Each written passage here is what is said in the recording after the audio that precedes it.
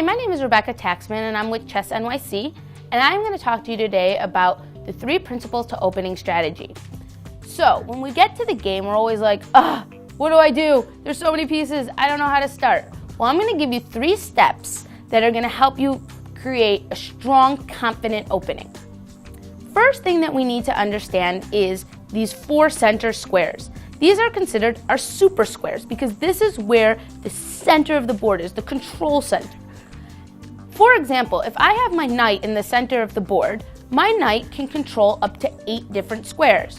1, 2, 3, 4, 5, 6, 7, 8. We can see that this is a very strong place for my knight. If I have my knight on the side of the board, it can only control up to 4 squares. 1, 2, 3, 4. Therefore, my knight is stronger in the center, whereas most pieces are stronger in the center of the board. So, at the beginning of the game, we want to think about center control. First thing we can do is try and get our pawns into the center. Very important to try and get our pawns to control the center. The next important step that we want to focus on is piece development. Now, I like to think about my pieces as they are working for me. I want to give my pieces a job.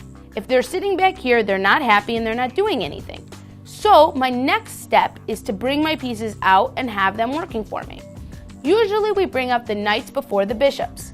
So I can bring my knight to f3 and my other knight to c3, and then I'm bringing them towards the center. Notice how I did not bring my knight to h3. That would not be a good choice. Towards the center. Next, I want to bring my bishops out. Again, towards the center, controlling the center squares.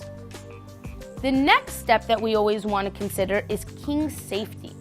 Very important. I like to consider the king like a baby. The reason I consider the king a baby is because we always want to protect our babies, just like we always want to protect our king. Therefore, the best way to protect our king in the beginning of the game is to castle. Now, we have 2 ways that we can castle. We can either castle on the king side or on the queen side. Right away, I can see that I can castle on the king side. To castle, I move my king 2 spaces and then bring my rook to the other side. And now my king is stuck behind a little fortress, or to keep with the theme of a baby, a crib, and it is protected and safe.